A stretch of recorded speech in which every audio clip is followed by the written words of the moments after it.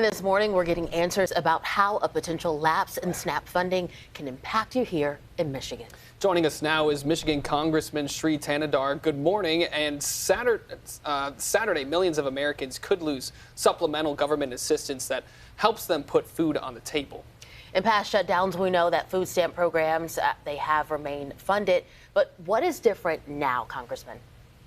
Well, this is going to be hurting working families. In my district, I represent Detroit and the downriver community. 25% of the people at my districts live at or below poverty level. 1 in 4 uses the SNAP benefits to supplement their food purchases. This is going to become a lot of hardship for people. Now, what we are fighting for is lowering the costs, because cost of living has gone up. Not only health care, but we are seeing grocery prices are going up. People are struggling with this affordability issues, and we are fighting for that. And now look, this government, Trump has an ability to use contingency funds to keep people get money that they need for SNAP.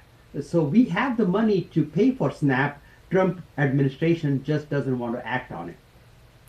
Well, Congressman, we know on the federal level you're a member of the House Agricultural Committee, but you also represent one of the districts with the largest SNAP usages in the country. How could a lapse in this type of funding directly impact the communities that you serve? It will hurt a lot. It will hurt because people depend on this food, and having good nutritional food is good for people's health. That lowers the cost of Medicaid, Medicare. So this is essential, and it's not a lot of money, really. You're looking about $6 per person per day is all SNAP provides to people, but that helps a lot of people. A lot of people depend on this. And now they have, only other choice they have is go to the food banks, and the food banks are going to get overwhelmed because they cannot have the resources to serve all of the people who depend on SNAP. So SNAP must continue, SNAP benefits must continue. And this government, look, the government just gave $40 billion to Argentina. The SNAP, a continuation of SNAP for a year would only cost $35 billion. This government has the resources to do it, and they must do it to help the people. Well, if Saturday comes and the government is still shut down, what are you telling your constituents to do? I know you said food banks may become overwhelmed, but are there any local programs that are prepared to serve this influx of people in need? Yes, we are. And then we are trying to get private sector to come and deliver more foods to the food banks. One of the bill, which will not affect right away, but I introduced a bill to make it easier for people, corporations, entities to give food, donate food to food banks. So my bill would make it easier for food banks to get more food. We are locally, I just had a town hall, and we had conversations with food bank executive. I visited food banks. We're trying to do some stopgap while government opens up again.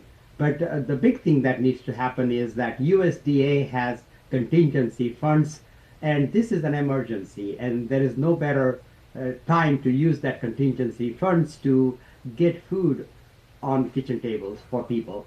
And that's what I'm fighting for in Washington, D.C., and that is what I'll continue to fight. And also we need to work on lowering the healthcare costs, because healthcare premiums are going to double and triple very soon.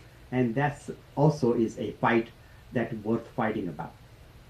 Well, focusing in on what's happening in D.C., some people are saying that funding SNAP benefits is bigger than politics. It's really about the people. So what's being done to end the government shutdown so we can go back to paying these workers and funding these programs? Look, Democrats have offered Republicans that we're going to meet with them anytime, any place, anywhere to talk about, but they have not come to the negotiating tables. This is some thing that can be resolved in one day. All we have to do is agree on extending those ACA tax subsidies, because without that, people's healthcare costs are going to skyrocket, and people are not going to be able to afford health insurance. And that's going to cost people not able to get the life-saving medication that they need. And by some estimation, this will cause 50,000 People die every year because they don't have access to good health care. This is simply not acceptable. We are the richest country in the world. And for us, for people going hungry, children fighting, hunger, not getting the food benefits that they need, this is totally unacceptable. And we'll continue this fight to lower healthcare costs. We'll continue this fight to get the SNAP benefits. And this administration has cut SNAP benefits. They have cut Medicaid and hurting people at the bottom of the economic ladder while giving tax breaks to the rich and the wealthy. And that's simply not acceptable. All right, Congressman Sri Thanadar, thanks so much for taking the time out this morning to give your perspective on such an important topic.